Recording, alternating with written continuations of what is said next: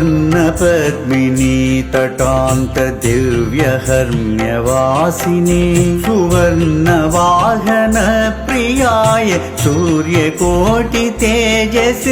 अपर्णया विहारिणे फणाधरेन्द्रधारिणे सदा नमः शिवाय ते सदा शिवाय शम्भवे सदा नमः शिवाय ते सदा शिवाय शम्भवे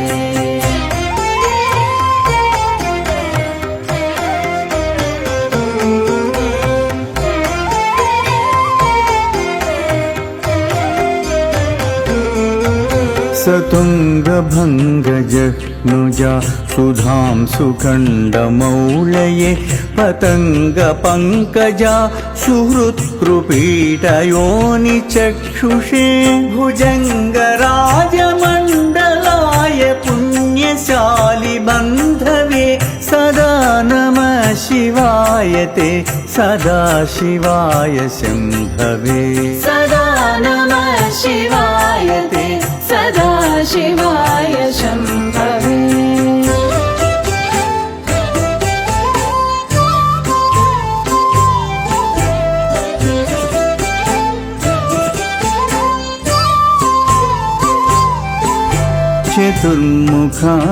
चतुर्मुखाननारविन्द वेदगीतभूतये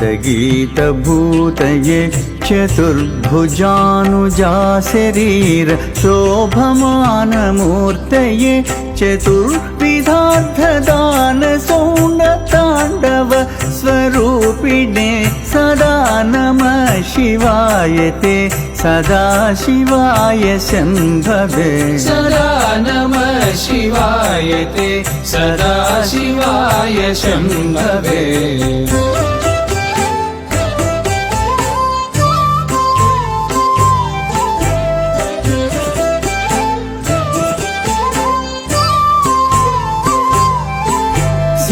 शरन्निशाकर प्रकाश मन्दहास मञ्जुलाधर प्रवालभासमान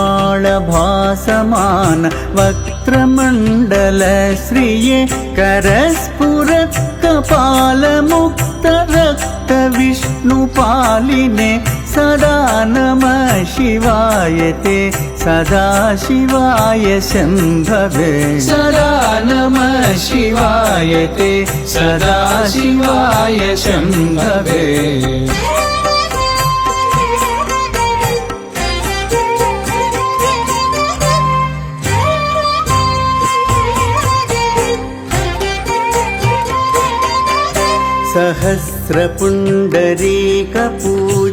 सहस्रपुण्डरीकपूजनैकशून्य दर्शनात् सहस्रनेत्रकल्पितार्चनाच्युताय भक्तितः सहस्रभानुमण्डल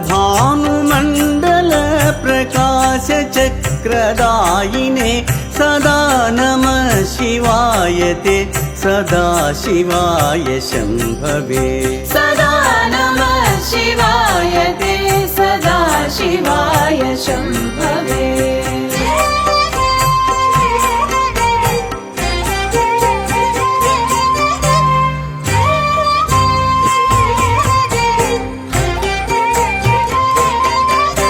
रसारधाय रम्यपत्रभृद्रदाङ्ग पाणये रसाधरेन्द्रचापसिञ्जिनीकृता निलासिने स्वसारधीकृता जनुन्न वेदरूपवाजिने सदा नमः शिवाय ते सदा शिवाय शम्भवे सदा नमः शिवाय ते सदा शिवाय शम्भवे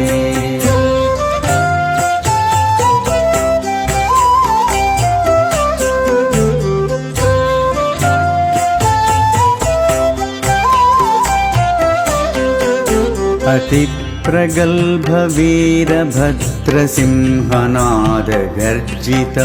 श्रुतिप्रभीतदक्षयाग भोगिनाकसद्मनां गतिप्रदाय गर्जिताखिलप्रपञ्चसाक्षिणे सदा नमः शिवाय ते सदाशिवाय शम्भवे सदा नमः शिवाय ते सदाशिवाय शम्भवे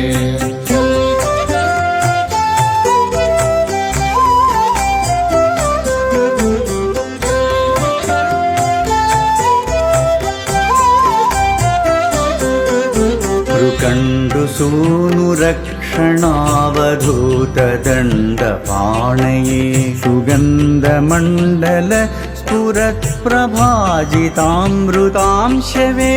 अखण्डभोगसम्पदस्थ लोकभावितात्मने